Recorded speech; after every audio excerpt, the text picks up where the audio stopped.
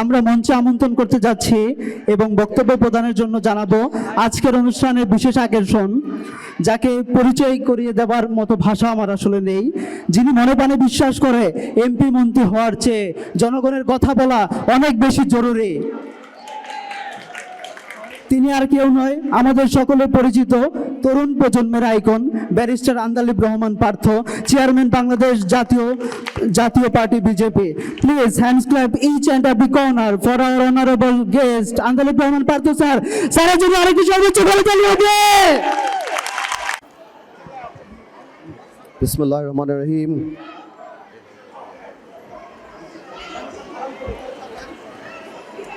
সবাইকে আসসালামু আলাইকুম।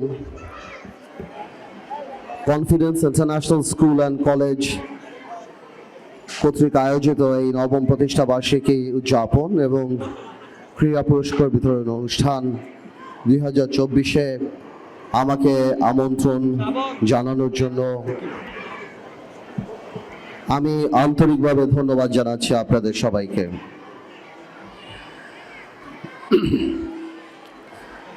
আজ থেকে 5 বছর আগে আমি আপনাদের এই এরিয়ায় 20 দলীয় জোটের প্রার্থী ছিলাম। সৌভাগ্য, আল্লাহ যা করে হয়তো ভালোর জন্যই করে, সৌভাগ্য দুর্ভাগ্য বলবো না, বাট কোনো একটা কারণে আপনাদের প্রতিনিধিত্ব করে ওঠা আমার হয়নি। আজকেই প্রথম আমি এই কালাচাঁদপুরে এই ঢাকা 17 আসনের অনেক বছর পরে প্রথম কোনো গ্যাদারিংয়ে আসলাম যেখানে জনসমাবেশ বা জনসমাগম আছেন। যেহেতু এটা একটা স্কুলের অনুষ্ঠান, আমি কোনো রাজনৈতিক বক্তব্য দেব না। আমি প্রথমেই ধন্যবাদ জানাই যারা এই কালাচাঁদপুর সরকারি প্রাথমিক বিদ্যালয় বলেন বা এই কনফিডেন্স স্কুল বলেন বা যাই হোন, এটার জমি যারা দিয়েছেন, একটা স্কুল বানানোর স্বপ্ন যারা দেখেছেন।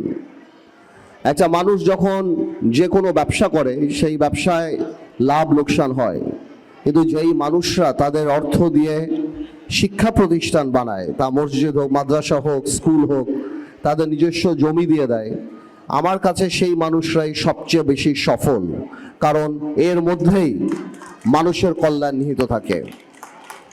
তা আমি আন্তরিকভাবে এই মানুষগুলিকে ধন্যবাদ জানাই। আমি মনে করি এদেরই আজকে এখানে চিফ গেস্ট হওয়া উচিত ছিল, কারণ ওনাদের জন্যই কিন্তু এই স্কুলটা আসলে বানানো হয়েছে। এরকম কিছু মানুষ আছে বলেই আজকে বাংলাদেশের বিভিন্ন জায়গায় শিক্ষার বিকাশ হচ্ছে। কারণ অনেকেই তো চিন্তা করে আমি টাকা পয়সা দিয়ে ব্যবসা করব, বাণিজ্য করব, ব্যক্তিগত স্বার্থে, ব্যক্তিগত লাভ, কিন্তু আমি এমন একটা কিছু করব যার কারণে পরিবেশ, মানুষ, সাধারণ জনগণ উপকৃত হবে। এর মধ্যে আমি মনে করি আল্লাহ তাআলা একটা বরকত আছে। যেহেতু এটা স্কুলের অনুষ্ঠান, আর আমি বুঝতেই পারছি স্কুলের ছাত্রছাত্রীরা অনেক ছোট, আমি স্কুলের গার্জিয়ানদের জন্য, আমার বোনদের জন্য, আমার ভাইদের জন্য কিছু কথা বলতে চাই।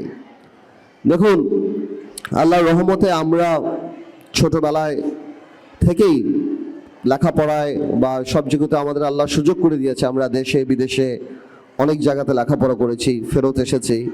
আমি নিজে পেশায় একজন উকিল, একজন শিক্ষক। আমি বহু বছর শিক্ষকতা করার পরে আজকে একটা জিনিস উপলব্ধি করি, আপনারা দয়া করে আপনাদের সন্তানদেরকে ফার্স্ট, সেকেন্ড, থার্ড হওয়ার এই কম্পিটিশনে ফেলবেন না। এই কম্পিটিশনটা গুরুত্বপূর্ণ না। সবচেয়ে বড় জিনিস যেটা ম্যাটার করে, যেটা গুরুত্বপূর্ণ, সেটা হলো আপনার সন্তান কি ভালো মানুষ হচ্ছে কিনা। আপনার সন্তানের তার পিতামাতা থেকে আরম্ভ করে আপনার সন্তানের পারিপার্শ্বিক যারা আছে তাদের প্রতি কি দায়িত্ববোধ হচ্ছে কিনা, সেটাই তাকে ভালো মানুষ বানায়। আমাকে অনেকে জিজ্ঞেস করে, পার্থ ভাই আপনি লেখাপড়া করেন, আপনি একটা ইউনিভার্সিটি চালান, একটা কলেজ চালান, আপনি এই কথা বলেন। আমি সত্যি বাস্তবে এই জিনিসটা উপলব্ধি করি যে আমাদের সবচেয়ে বড় অসুবিধা হলো আমরা কোনো আইকন বা আমরা কোনো কাউকে আইডল করি না। আমাদের ধর্ম বলেন, রাজনৈতিক ক্ষেত্রে বলেন, বা যাকেই আপনার ভালো লাগে আপনার সন্তানকে সেই আইডলাইজ করান। আপনি যদি ধার্মিক মানুষ হয়ে থাকেন, আপনি যদি ইসলাম ধর্ম করেন, আমাদের নবী করিম সাল্লাল্লাহু আলাইহি ওয়াসাল্লাম থেকে আরম্ভ করে আরো যারা সাহাবী আছে, আরো যারা খলিফা আছে, আপনি যদি অন্য ধর্ম পালন করে থাকেন, সেই ধর্মের যারা হিরো আছে, সেই ধর্মের যারা মডেল আছে, আপনার সন্তানের একজন কাউকে না কাউকে আইডলাইজ করতে হবে। আপনার সন্তান যদি কাউকে আইডলাইজ না করে, তাহলে পালবিহীন নৌকার মতো সারা পৃথিবীতে শুধু ঘুরতে থাকবে, ও বুঝতে পারবে না আমি কোথায় যেয়ে ঠেকবো। আমি আজকে দেখি গার্জিয়ানদের মধ্যে, অভিভাবকদের মধ্যে, আমার ছেলে ইংরেজিতে কথা বলতে পারে কিনা, আমার ছেলে বাংলায় কত মার্ক পেল, পাশের বাসার ছেলে কত ভালো রেজাল্ট করলো, আরেকটা ছেলে কত, এই যে একটা আর্টিফিশিয়াল ইঁদুরের প্রতিযোগিতা আমরা বানিয়ে রেখেছি, এখান থেকে ভাই বোনেরা আপনাদের সন্তানকে বের করে নিয়ে আসতে হবে। আপনাদের মাথায় রাখতে হবে, লেখাপড়া শুধুমাত্র 5% 10% সহযোগিতা করে। ভবিষ্যতে আপনার সন্তান সফল হবে কি হবে না, সেটা নির্ভর করে তার গ্রহণযোগ্যতা, মানুষের সাথে তার সম্পর্ক, তার হৃদয় অন্য মানুষের জন্য কি অবস্থান, এবং পিতামাতার প্রতি তার কি দায়িত্ব, আত্মীয় স্বজনের উপর তার কি দায়িত্ব, কি লাভ। আপনার সন্তানকে অনেক সুশিক্ষিত করবেন, আপনার সন্তান আপনাকে রেখে বিদেশে চলে যাবে, আপনার অসুস্থতায় আপনার পাশে দাঁড়াবে না, আপনার আত্মীয় স্বজনের পাশে দাঁড়াবে না, সম্পত্তির জন্য ভাগাভাগি করবে, এ করে কোনো শান্তি আসবে না ভাই। লেখাপড়া ভালো মানুষ বানায় না, লেখাপড়া কিন্তু ভালো মানুষ বানাতে সহযোগিতা হয়তো করে, কিন্তু ভালো মানুষ হতে হলে নিশ্চয়ই সেই ধরনের মানুষকে আইডলাইজ করতে হবে। এবং সবচেয়ে বড় স্কুল, সবচেয়ে বড় বিদ্যালয়, সবচেয়ে বড় বিশ্ববিদ্যালয় হলো আপনার বাড়ি। আপনার বাড়িতে বাচ্চাদের সাথে অনেক বেশি কথা বলা বড় প্রয়োজন, বাচ্চাদেরকে বোঝানো প্রয়োজন, এবং আপনি পারিপার্শ্বিক মানুষের সাথে কি ব্যবহার করছেন সেটাই বাচ্চা সবার আগে পিক আপ করবে, সেটাই বাচ্চা ধরবে। তো আমি মনে করি আপনারা বাচ্চাদেরকে অবশ্যই আপনারা বাচ্চাদেরকে লেখাপড়ায় তো মনোযোগী করবেনই, কিন্তু ওই কম্পিটিশনের মধ্যে, ওই দৌড়ের মধ্যে ফালাবেন না। মনে রাখবেন, একটা ছেলে যদি পরীক্ষায় ফার্স্ট হতে পারে, কিন্তু জীবন যুদ্ধে যে সে ফার্স্ট হবে এটা কিন্তু গ্যারান্টিড না, এবং জীবন যুদ্ধেই বড় হতে হবে।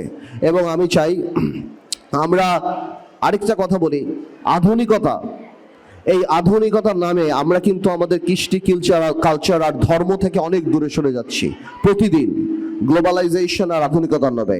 এটাও মাথায় রাখতে হবে আমাদের, যে আমাদের কালচার, আমাদের কৃষ্টি, আমাদের সংস্কৃতি এবং আমাদের ধর্মকে তরুণ সমাজ যারা আছে, এবং আমাদের জুয়েল যে বলে গেল যে আমাদের ইতিহাস, আমাদের অস্তিত্ব, আমার রাজনৈতিক ইতিহাস, আমাদের সামাজিক ইতিহাস, আমাদের ধার্মিক ইতিহাস, সব কিছুর ব্যাপারে কিন্তু আমাদের বাচ্চাদেরকে এডুকেটেড করতে হবে। আমি আর বেশি সময় নিব না।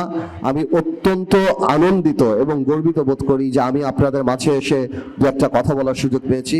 আপনারা দোয়া করবেন ইনশাআল্লাহ, আল্লাহ যদি ভালো রাখে তাহলে আগামীতে জানি আপনাদের সাথে কাজ করতে পারি, আপনাদের পাশে থেকে কাজ করতে পারি। ধন্যবাদ। আল্লাহ হাফেজ, সবাই ভালো থাকুন।